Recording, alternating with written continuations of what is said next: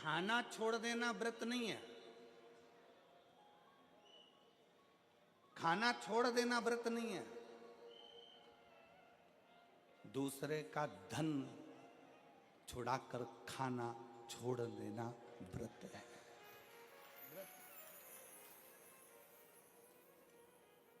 मंदिर में जाकर पूजन करना, मंदिर में जाकर अगरबत्ती लगाना, ये व्रत अपनी जगह पर है। पर किसी को शिक्षा की जरूरत है, उसको शिक्षा दे देना।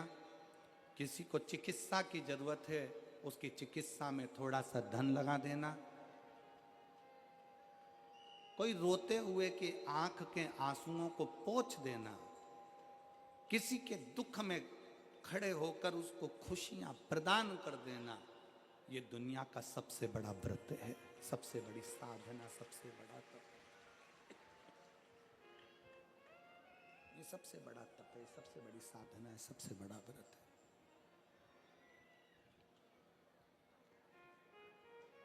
कभी करके देखो।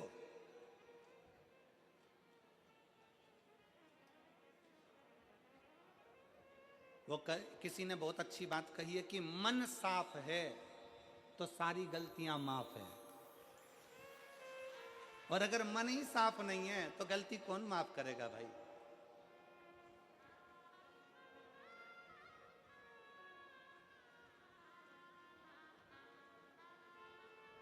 घर वालों से कह दिया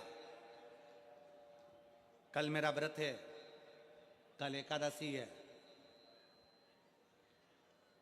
कल व्रत है मेरा।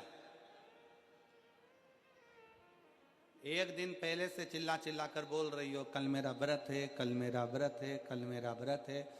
दूसरे दिन व्रत चालू हुआ और व्रत चालू होने पर सुबह से कुछ बनाया खाया, क्या करा भगवान जाने, जो कुछ भी करा, केवल व्रत वाले दिन अन्न नहीं खाया, बाकी का जो खाने वाली चीज थी वो सब निपटाया।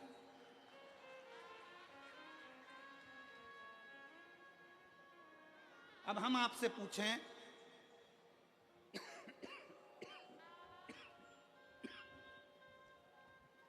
कि व्रत वाले दिन आपने केवल अन्न नहीं खाया, बाकी का जो खाने वाला था सब कुछ खाया। अब कोई आपसे पूछे कि आपने सवेरे भी फलाहार करा, दोपहर में तुमने फल खाया, शाम को सोते समय तुमने फलाहार करा, तुम फल खाए, इतना तुमने जो खाया उतने में तुमने भगवान का गुणगान कितना गाया, तुम भगवान का भजन कितना करा, तुमने भगवत नाम स्मरण कितना किया,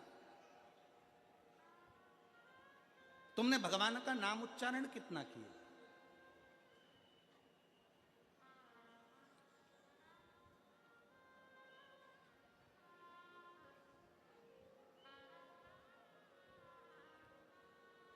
केवल खाना छोड़ा है, अन्न छोड़ा है, भोजन छोड़ा है, और दिन में सुबह से लेकर शाम तक 2-3 बार तुमने कुछ ना कुछ पाया है, वो व्रत हो सकता है आपकी दृष्टि में, पर हमारी दृष्टि में व्रत कौन सा है।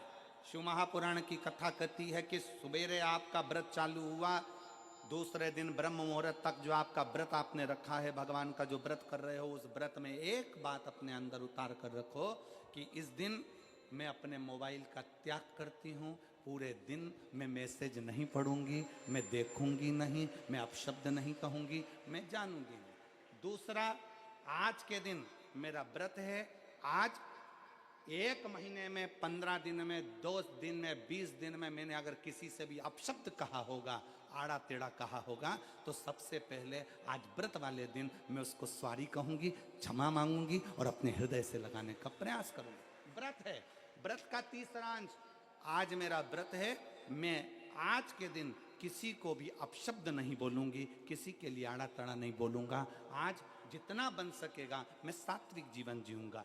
चौथा, आज मेरा व्रत है, आज के दिन मैं झूठ नहीं बोलूंगी, ना झूठ बोलूंगा सुबह से लेकर शाम तक। और पांचवा, आज व्रत वाला दिन है, जितना फलाहार मैं करूंगी उसका पैसा जोड़ूंगी कि 15 रुपए का मैंने साबूदाना खाया, 10 रुपए का बटाटा खाया, ये खाया वो खाया, सारा हिसाब लगाकर 55, 60, 70 रुपए जितने होते हैं उसमें से एक अंश निकालकर मैं उसका एक भाग किसी गौशाला में जाकर गाय को चारा जरूर दूंगी।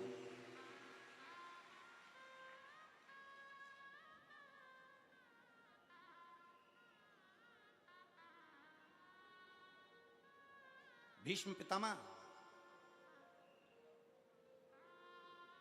एकादशी का व्रत करते थे।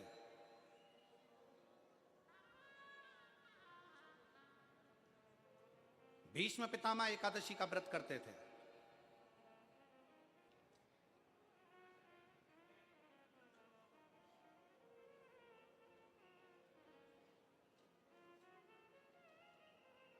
भगवान कृष्ण ने अर्जुन से कहा बाण छोड़, भीष्म पितामह के शरीर के लिए। आप सबसे एक बात पूछना चाहते हैं, आपके शरीर में बाण ही बाण छुपे हुए हो, पूरा शरीर छेदित हो गया गोली गोली से, बाणों से, आप जिंदा रहोगे कि मर जाओगे? जीवित रहोगे? जम के तो बोलो नहीं, व्यक्ति मर जाए। जिसके शरीर में इतने बाण चुभे हों, वो बाणों की सैया पर पड़ा हुआ हो, विचार करिएगा कि बाणों की सैया पर कैसे पड़े। रक्त बह गया, पूरा रक्त निकल रहा है और बाणों की सैया पर भीष्म पितामह पड़े हुए।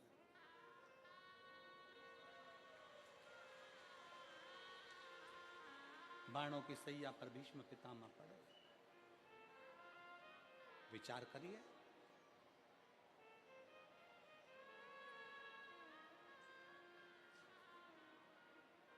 पड़े भीष्म पितामह बाणों की सैया। अर्जुन बाण छोड़ता है। बाण छोड़ने से पहले अर्जुन के मन में संशय उत्पन्न हो गया।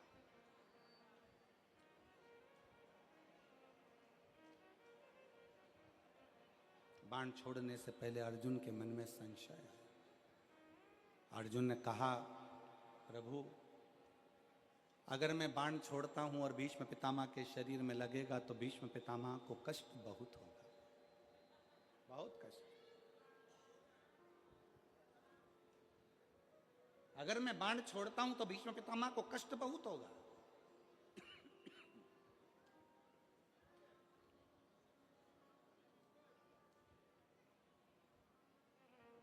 भगवान कृष्ण बोलते हैं, भगवान कृष्ण ने कहा अर्जुन, तुम्हारा काम है बाण छोड़ना। दुनिया के लोगों को लगेगा कि अर्जुन ने बाण छोड़े हैं और भीष्म पितामह के शरीर पर बाण लगे हैं और बाणों की सैया पर भीष्म पितामह पड़े हैं। पर अर्जुन, सत्यता तो ये है कि भीष्म पितामह ने एकादशी का व्रत किया हुआ है। 26 एकादशी भीष्म पितामह ने करी है। उन एकादशी पर भीष्म पितामह एक काम करते थे, उस एकादशी के दिन भीष्म पितामह कहीं नहीं जाते थे। गौ माता के पास रहकर गाय को चारा देकर, गाय की सेवा कर कर, गाय की पूजन कर कर, गौ माता की आराधना कर कर भीष्म पितामह अपना एकादशी का व्रत करते थे। गौशाला में गौ माता को जितना फलाहार देते थे, अपने अंश से, अपने जो पाया, जैसा पाया वैसे अंश के हिसाब से गौ माता की सेवा में लीन रहते थे। अर्जुन, घबराना नहीं, बाण तुम छोड़ोगे, दुनिया के लोगों को लगेगा कि अर्जुन ने बाण छोड़ा है। भीष्म पितामह बाणों की सैया पर पड़े हैं, दुनिया के लोगों को लगा रहेगा। पर अर्जुन, भीष्म पितामह के शरीर में बाण नहीं चुभेंगे। भीष्म पितामह बाणों की सैया पर नहीं, जो एकादशी का व्रत भीष्म पितामह ने कहा करा है, उस एकादशियां भीष्म पितामह को अपने हाथ पर झेल लेगी और उसको अपने हाथों पर।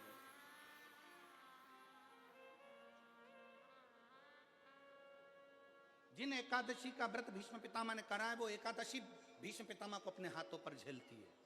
इसलिए हमारे पुष्टि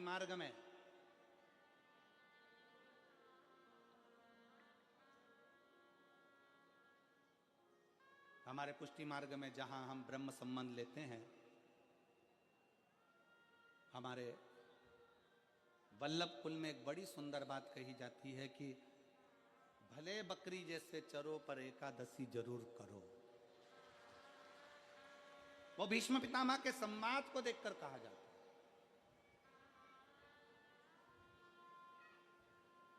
वो भीष्म पितामह के संवाद को देखा जाता है कि भीष्म पितामह के शरीर को एकादशी ने अपने हाथ में झेल कर रखा है।